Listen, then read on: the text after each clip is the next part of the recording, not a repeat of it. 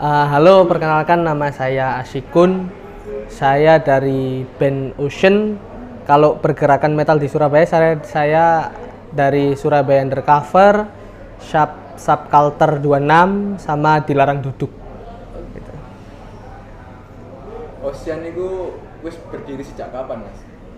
Kalau Ocean sendiri itu berdirinya baru sekitar 5 tahun yang lalu, dari 2018 itu. Kalau sampean bergelut dalam dunia permetalan? Kalau saya bergelut dalam dunia permetalan sih sudah lama Mas ya. Sejak ya 2010-an lah, waktu di zaman-zaman masih SMP SMA gitu. Jadi lah ngomong musik metal ya. Awal-awal juga ngomong musik metal sih lah. Ocean ini biasanya materi musiknya soal apa Mas? Kadang lah metal kan akeh sing sampe makan kelinci toh. Apakah Ocean juga makan kelinci? Enggak sih Mas. Kalau Ocean ini kebetulan genrenya di metalcore ya. Seperti Arsitek, Asal Dying seperti itu. Tapi di sini saya mengangkatnya ini untuk lirik, untuk semuanya, dan beberapa album saya sih ini di kisah-kisah nyata. Jadi ke dalam sisi spiritualis lah. Jadi pengalaman saya pribadi itu. Jadi kayak contohnya tadi album pertama Ocean itu yang judulnya Nehemia. Nehemia ini ialah merupakan suatu perwujudan Nyai Sambisari. Nyai Sambisari ini penasehatnya kerajaan Panjalu yang waktu itu ada di Kediri. Itu di tahun 1095. Itu kan kerajaan Jenggala. Jadi Raja Jenggalanya itu mempunyai keturunan. Terus ada kerajaan Panjalu, yaitu sebelum kerajaan Panjalu pindah ke Ciamis. Ya itu sih, itu cerita-ceritanya lagu Ocean itu. Tapi itu. kok iso apa musik metal terus tapi materinya itu cenderung ke arah tradisi? Apa sampai memang mempunyai ketertarikan tersendiri dengan tradisi sampai dibawakan ke pengkaryaan? Itu kalau sebenarnya saya bukan mengarahnya ke tradisi Mas, tapi lebih ke ceritanya. Karena kalau tradisi ke musik metal sendiri itu kelihatannya sih agak sulit di genre-genre seperti saya ya, karena genre seperti saya ini kan ke metalcore, jadi agak kebule-bulean gitu. Jadi itu saya cuman mengambil sisi ceritanya sendiri sih. Memang cerita apa sih membuat sampai tertarik tentang Nyai itu tadi? Karena Nyai tersebut itu termasuk berperan penting di dalam kerajaan, karena waktu itu kan perang saudara, jadi bunuh-bunuhan. Jadi Nyai Sambisari ini nggak ada di prasejarah, nggak ada di cerita-cerita dongeng, cerita sejarah itu nggak ada. Jadi beliau ini dihapuskan lah istilahnya. Beliau itu yang tahu seluk-beluknya bagaimana meninggalnya raja ini, tahu seluk-beluknya, sampai pada akhirnya beliau ini diburu. Pada akhirnya beliau ini melarikan diri di suatu gunung di Jawa Barat. Beliau melakukan moksa di sana. Bola ini kan hampir sejarah yang dihilangkan. Ya. Tapi sampean kok iso untuk literatur itu dan sampean iso jelas menceritakan nih. Itu tekan di. Nah, lek iki berarti cerita pribadi Mas, iki duduk nanggone agama berarti. Oh iya. Ya, iki gak apa berarti ya. Apa-apa. Ya, jadi ini nih saya itu termasuk korban lah istilahnya. Korban ya, kalau sekarang kan dibilang spiritualis mungkin terlalu berat. Jadi saya ini korban. Dulu tuh pernah diikuti Nyai tersebut selama 2 tahun. Itu dari tahun 2009 sampai 2011-an. Akhirnya ada keterikatan batin. Ya, ada ikatan batin. Jadi setiap hari berkomunikasi seperti itu. 2 tahun itu Mas. Iki sih Mas, sampean kan iso menceritakan karya-karya sampean terus kayak keterangan alasan kenapa milih musiknya muat tradisi. Posisi sampean nak Ocean itu apa sih mas? Posisi saya di Ocean kebetulan vokalis mas. Vokalis. Dulu sempat saya punya materi ini, saya bikin materi ini di band saya yang pertama yaitu Poison Flower, tapi itu nggak lama bubar.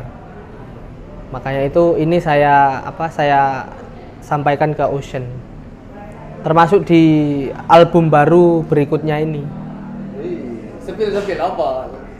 Masih belum itu, masih proses sekitar 6 lagu lah, kurang 4 lagu lagi. Jadi tapi besok ini tanggal 25 Februari ini kami bakal rilis sih video klip single keduanya Ocean setelah Annihilation ini, judulnya Celaka. Jadi lagu kami yang pertama yang liriknya bahasa Indonesia. Seperti itu. Nah, Celaka sendiri itu juga relate ceritanya sama Nyai tersebut itu. Jadi waktu itu kan saya tuh mas, istilahnya disenengi lah. Sampai saya tuh nggak bisa nggak bisa berkehidupan sosial seperti anak pada umumnya waktu itu. Jadi saya sering tidur 24 jam itu juga pernah. Tidur nggak bangun itu pernah. Ya keseringan seperti itulah, itu sampai mengganggu aktivitas saya. Jadi ada di dalam liriknya ini, terisolasi dari kerumunan insan, diam-diam namun kutikam. Nah itu penggalan lirik lagu Celaka itu. Jadi saya ini berasa gimana ya, berasa sendirian, tapi di sisi lain itu beliau itu sangat-sangat mencintai dan menyayangi saya mas, maksudnya melindungi gitu loh. Tapi saya ini benar-benar dijauhi semua orang gitu loh. Jadi maksudnya makna kata dari terisolasi dari kumpulan insan, diam-diam namun kutikam. Jadi rasa sayangnya beliau ini bisa-bisa itu membunuh kehidupan sosial saya gitu loh mas. Gitu. Tapi ini mas, sampean kan menggeluti metal mang ket SMA ya, SMP SMA. Kenapa kok kudu metal dan kenapa kok sampean milih metal? Karena apa ya mas? Karena metal itu mungkin itu ya, mungkin keseringan masa kecil saya itu didengerin musik seperti itu, sampai gimana ya, kayak istilahnya kayak wis mendarah daging gitu loh. Selain kesibukan bermusik, keseharian lapo mas biasanya? Kalau saya sih usaha. Jadi saya punya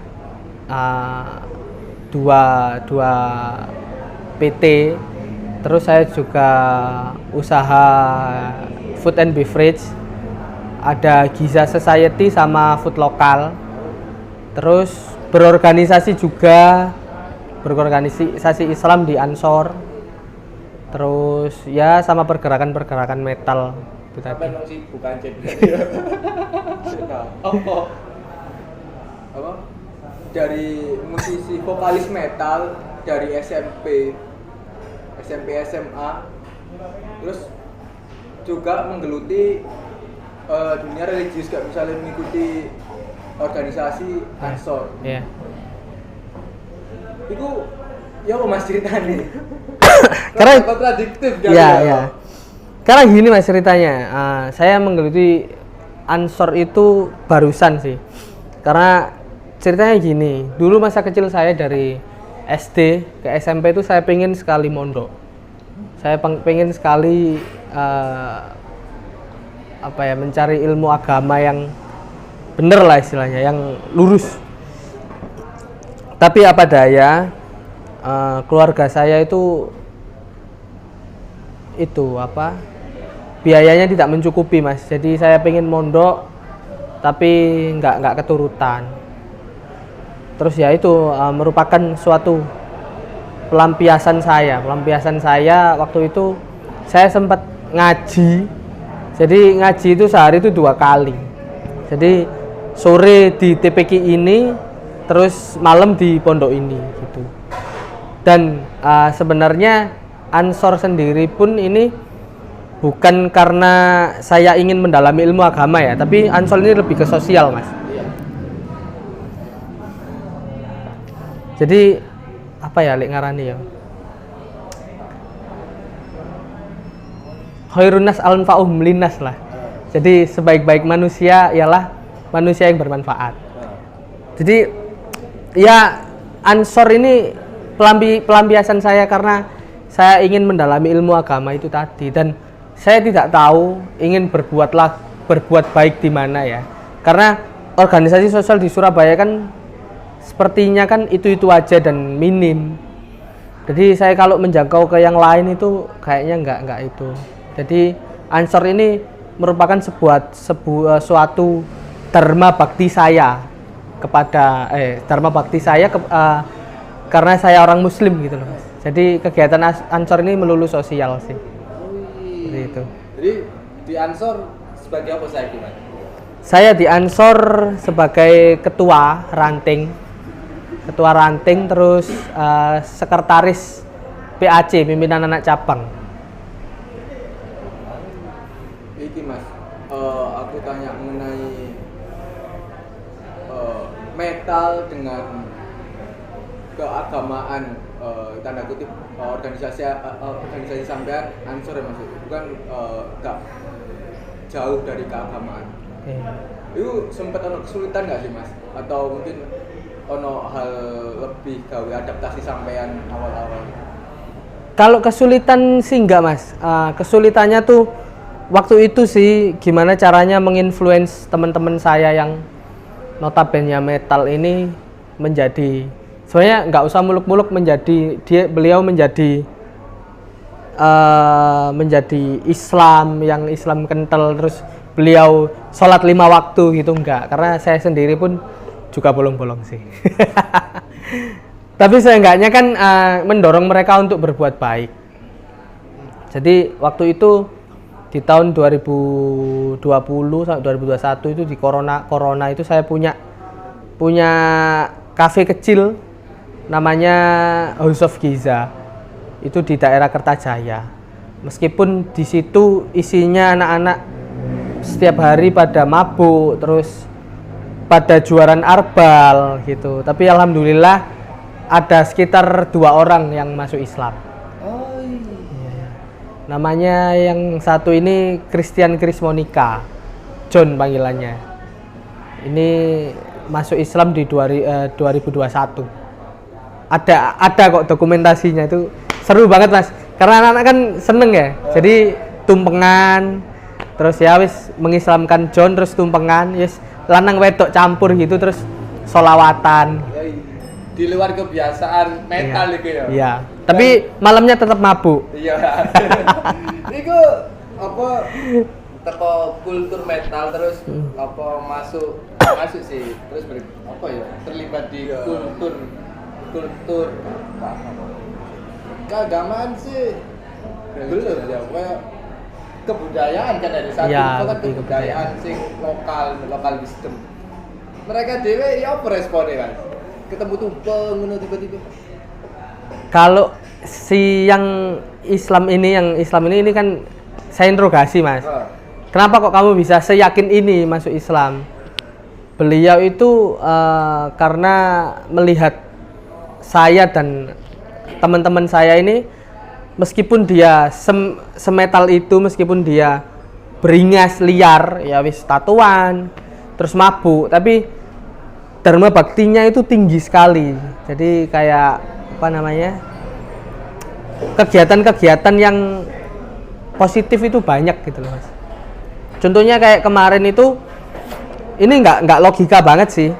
Jadi kafe saya kan kecil banget Mas. House of Giza itu kecil banget. Tapi setiap pagi itu buka nasi gratis 100 porsi buat orang-orang yang terdampak PPKM gitu. Terus ada kegiatan 2 minggu sekali kita itu apa namanya, lek ngarani ku judulnya operasi pelut lapar itu yang biasanya itu. Jadi kan di situ kan juga anak-anak motor juga, selain musik kan motor. Yaitu keliling Surabaya terus bagi-bagiin makanan. Dan itu semuanya pure uangnya anak-anak sendiri. Tapi kalau yang setiap hari 100 nasi itu anak-anak open donasi ya, termasuk uangnya anak-anak sendiri juga. Ya dia itu merasa kagumnya itu ya di hal-hal kecil yang menurut dia nggak mungkin. Wah ini arek liar-liar kok kayak gini kok nggak mungkin banget gitu loh. Jadi dari situ dia mulai menemukan feel tiba-tiba masuk Islam gitu, kok kayaknya asik. Dan sering juga anak-anak itu saya ajakin sholawatan mas, karena rutinan di Ansor saya ini kan roti bul haddad, roti pan.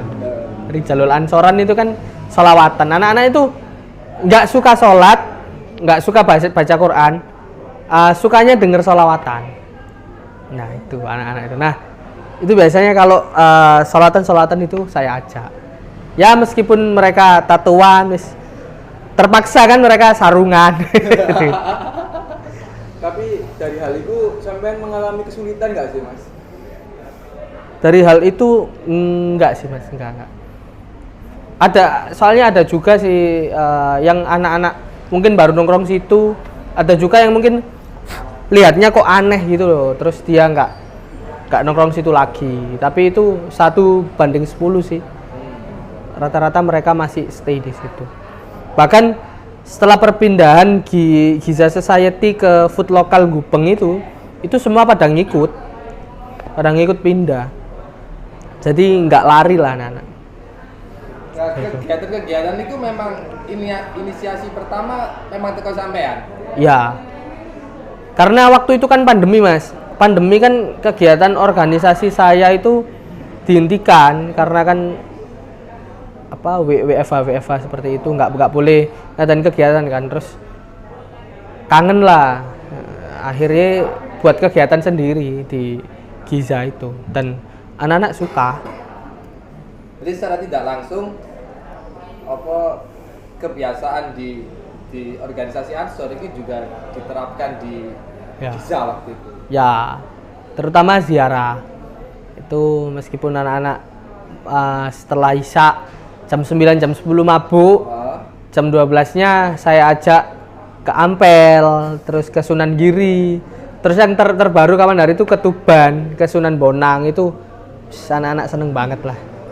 Apa sih yang membuat mereka senang biasanya, Mas? Karena anak-anak ini gimana ya, kalau secara religius anak-anak ini pendekatannya itu ke dalam kesenian, ke dalam budaya. Jadi budaya-budaya salawatan, budaya-budaya tahlil, terus budaya-budaya tentang sejarah. Kalau ke makam kan sing ke kafeku itu kan notabene anak-anak perumahan, anak-anak komplek yang mana di lingkungannya tuh nggak ada sama sekali budaya-budaya seperti itu. Makanya mereka tertarik dan seneng untuk melakukan kegiatan seperti itu. Terutama ke makam sih, mereka seneng banget ke makam. Apa sih dikejar teko makam, Mas? Kan biasanya kan arek-arek saiki, arek-arek kekinian kan ya lebih memilih nongkrong di tempat kekinian. Tapi saat sampean ajak ke makam para wali atau makam para tokoh, kok mereka menunjukkan ketertarikan? Karena sejarahnya, Mas. Karena sejarahnya. Jadi mereka itu rasa ingin tahunya kan tinggi banget. Yaitu, ini kok bisa kayak gini loh. Ini sejarahnya gimana? Mesti itu pertanyaan-pertanyaan yang biasanya ke wali-wali itu. Setelah pasca itu terus mereka mengetahui sejarah, apa akhirnya mereka yo mencoba iki, Mas. Mencoba menerapkan nilai-nilai sing gawe tahu teko makam itu nak kehidupan nih. Ya nilai-nilai seperti itu sih lebih ke berbuat baik, Mas ya. Saya nggak muluk-muluk untuk menuntun mereka buat sholat 5 waktu, terus nggak muluk-muluk untuk menuntut mereka mendalami Islam yang lebih dalam ya. Yang penting kebiasaan kecil aja lah.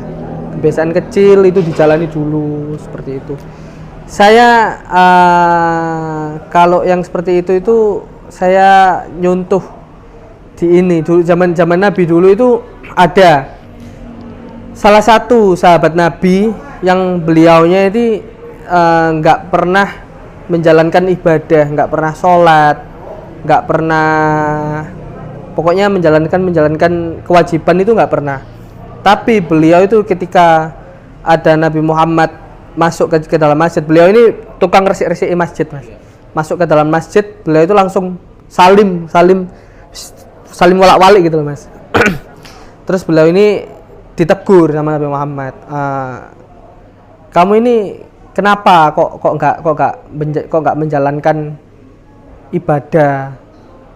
Terus kalaupun besok hari kiamat kan tidak ada yang tahu. Kalaupun kamu meninggal atau kamu menemui hari kiamat gimana? Terus mana bekalmu untuk menemui hari kiamat ini mana? Loh, saya tidak punya bekal Nabi. Bekal saya cuma hanya satu. Apa? Bekal saya cuma mencintai engkau gitu. Loh, kok bisa mencintai engkau? Iya, karena orang yang dicinta, karena saya mencintai engkau. Kalaupun saya masuk neraka, pasti kan jenengan tidak rela. Kalau orang yang mencintai jenengan ini masuk neraka, pasti kan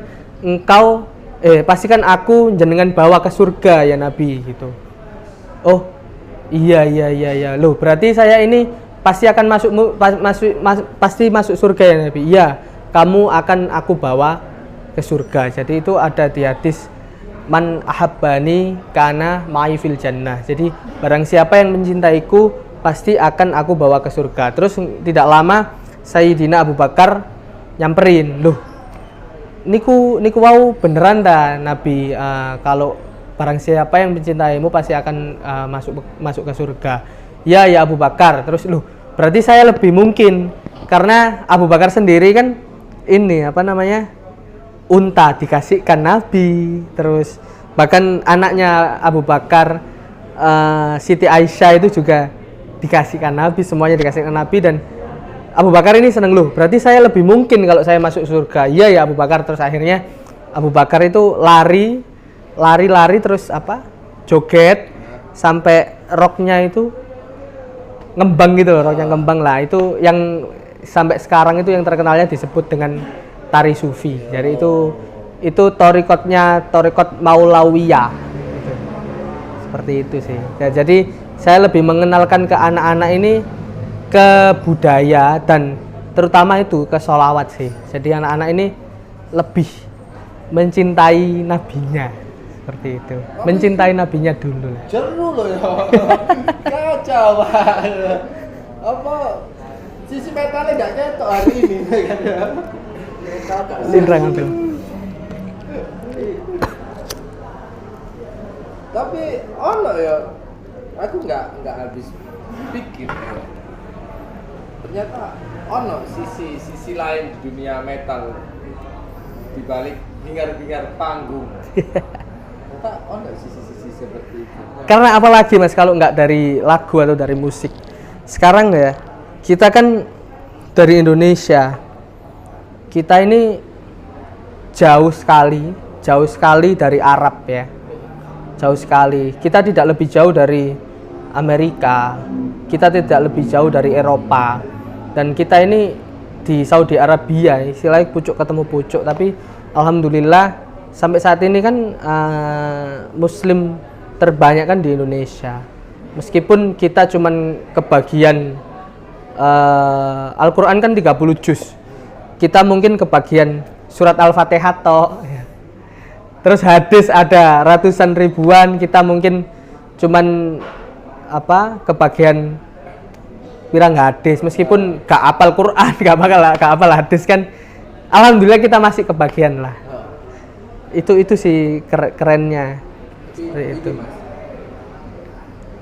Apa sih inspirasi sampean akhirnya iso dari metal ke Ansor? Mungkin ono sosok-sosok sing menginspirasi atau mungkin momen-momen tertentu sing ngarakno sampean tergerak.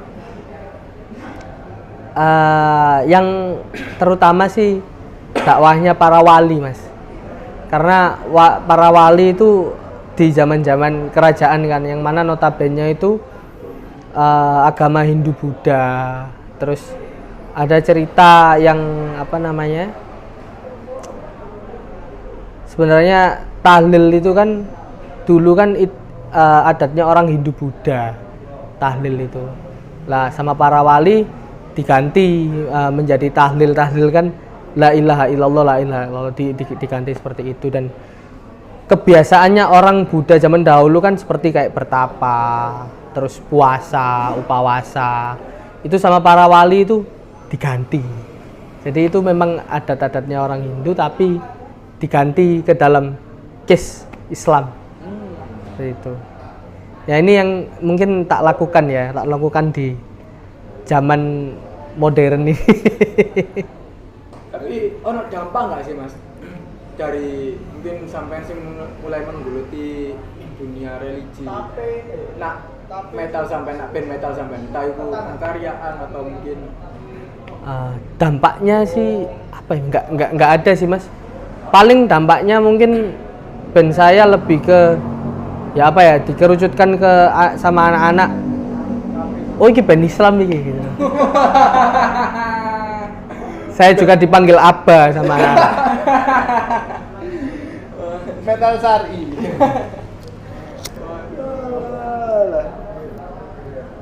Ini sih musik.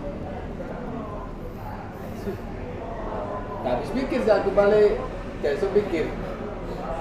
ya apa ya Mas yo, adoh ngono lho Mas. Iya Mas. Ya jujur aja jarang aku nemui wong sing berguna metal mulai dari kecil terus disuguhi metal terus dari pelaku metal sejak SMP SMA terus moro-moro bisa sisi metali ya ngomong tergerus ya Mas. Enggak tergerus. Sebenarnya enggak tergerus sih. Ya kayak ceritanya mau kan akhirnya apa lah Mas Asikun terinspirasi ambil para wali teko hal-hal sing wis ono itu tinggal diarahkan kembali ke hal sing jauh lebih baik. Akhirnya kan kayak seperti itu. Satu komunitas metal Mas Asikun akhirnya diblendno ke hal-hal sing lebih terarah. Ini enggak terjadi. Lah, ngeblendno iku mau lho sing dadi PR iku. Kok iso lho ngeblend sisi sing asline iku tampak kontradiktif.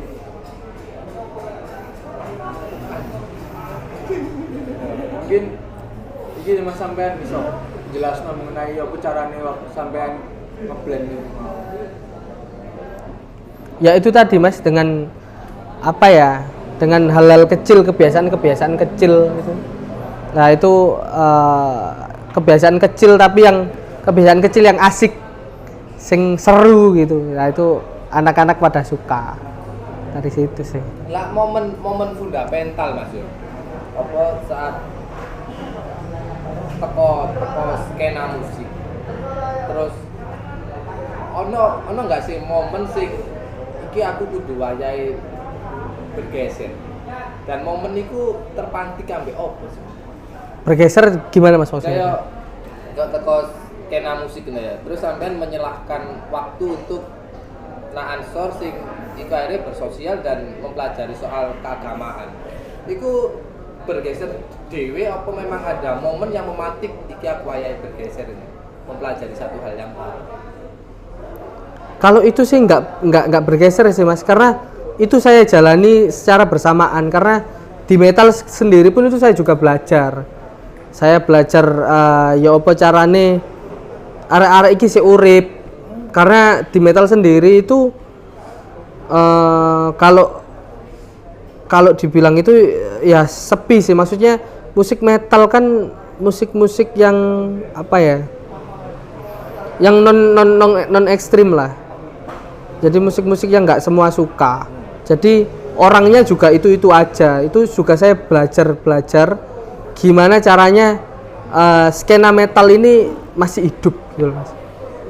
Karena dulu kan di tahun 2011 2012 itu di zamannya Trendy Bangsat, Lord Morgan, terus apa sama Surabaya Hardcore-nya apa Friend Family Syndicate-nya CS Ceng, Mas Keceng itu kayak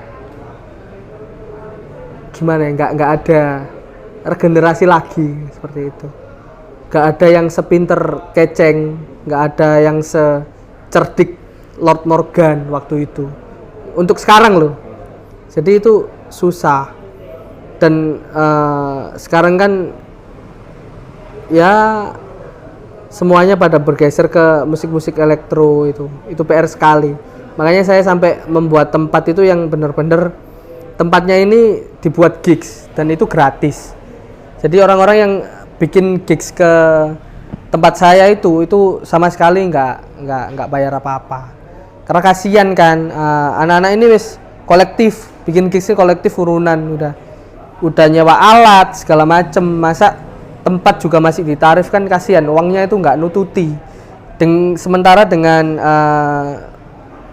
HTM yang nggak murah juga lah. Lah itu sih Mas, ruang ya lah, ngomong no ruang. Hari sampean merelakan, sebenarnya kan itu tempat usaha. Ya benar. Tempat usaha kan. Terus sampean dengan sadar ya wis gawean gratis pokoknya dijogo. Sampean selain soal apa ya sumbangsi nang dunia kesenian gitu kan itu kok iso kok gak mempertimbangkan kok ya lah aku rame lah aku tambah rugi ya apa lah sampean kok wani cukup resiko. Nah itu realitinya Mas, karena bisnis saya food lokal ini sendiri ini kan istilahnya semi restoran di mana segmennya itu segmen keluarga, segmen orang dinner makan malam, segmen lunch, segmen sarapan pagi. Di dalamnya juga ada bubur spensik kan waktu itu. Nah itu sebenarnya ada kontrasnya karena kalau malam itu kan Jumat Sabtu Minggu pasti ada kan musik metal. Jadi orang mau sarapan di situ itu loh. Kok ngene. Ya pada akhirnya ya sepi Mas. Mau gimana lagi? Sepi, serius. Itu ngefek sekali sih. Cuman saya tetap kekeh, maksudnya ya Allah niat saya ini kan baik kan, maksudnya ada lah, maksudnya tempat iki meskipun nggak diserbu wong iki, tempat iki barokah lah. Iya. Barokah seperti itu. Jadi kan titik beratnya itu di nilai fungsi tuh ya. Nggak hanya melulu berbicara soal materi yang didapatkan. Gendeng sampean Mas. Oh iya Mas, mungkin aku nakono iki sih Mas, visi misi sampean iso ngebalance antara metal sampai ansor itu. Kalau visi misi saya ini bukan ke ansornya ya, saya ngebalancingnya ini supaya teman-teman dan anak-anak Surabaya ini tahu budaya lah. Jadi generasi kita 5 tahun, 10 tahun ke depan, 20 tahun ke depan ini tidak kepaten obor. Oh iya. Itu sih visi misi saya Mas. Jadi arek-arek yo bermusik, arek-arek yo metal, yo liar, tapi anak-anak iki tetap jogo warisan leluhur kita gitu loh. Jogo budaya awak dhewe gitu. Karena kita ini orang Jawa kan, bukan bule duduk wong Amerika. Selama ini kan metal kan sing dikiblat kan barat seperti itu. Berarti ya kadang-kadang ya ono obrolan soal kebudayaan, kajian kebudayaan ini nembe arek Mas. Sering Mas seperti itu, sering. Biasanya kebudayaan Jawa atau yang lain? Ya Jawa Mas. Ya kayak manakiban, terus kayak yang tadi saya bilang itu sih adab-adab orang meninggal itu kan anak-anak kan juga nggak tahu. Terus tahlilan iki ya apa sih carane ngitung 7 hari iki ya apa. Terus apa kok ono 7 harian, apa kok ono 40 harian. Seperti itu sih. Jadi lah kita ini mungkin cukup ya kali itu. Harapannya Lah iya. Kali obrolannya jadu anjing gitu. iya, rasa serius. Iya. Tapi kan bakal ngomong no metal dan kesenian terus sambungannya mbek sufisme lho. Ternyata enggak tuh, dia wajib. Sampai hafal hadis barang lho. Kacau. Yo, bisa sampean metal temenan ta sampean ya. Ya digawe afirmasi bahwa masih kajian metal temenan goleki Ocean nanti Mas, media sosial. Ya, jadi ada Instagram ocean.mtlcr metalcore. Terus kalau mau ngecek lagu-lagu saya ada di semua platform musik, ada di Spotify, Deezer, iTunes, semuanya platform musik ada di Ocean_Indonesia, Ocean_Ina, sama YouTube juga Ocean_Ina. Harapan sampean Mas, entah itu kayak arah lingkungan sampean mengenai apa sih sampean lakukan atau mungkin gawe dunia permusikan khususnya metal. Harapan saya kalau soal metal sendiri ini, karena ini mungkin benar-benar krisis moneternya anak-anak metal, kurangnya regenerasi. Harapan saya metal di Surabaya ini kembali seperti di tahun-tahun waktu 2010 itu sih, itu sangat boom kan waktu itu kembali lagi lah, jadi bisa regenerasi. Terus harapan saya yang kedua lagi, meskipun kita ini suka musik-musik keras, terus mainan-mainan kita juga mainan dari barat, gitar segala macam, tapi janganlah kita lupa akan budaya-budaya leluhur kita. Jadi kita ini tetap nguri-nguri budaya supaya kita tidak kepaten obor. Aku ngelu sampean ngetokno artis iku mang jangkrik. Iki temenan awon iki. Wis Mas yo. Ya matur suwun Mas Asih. Siap Mas. Iya, kan.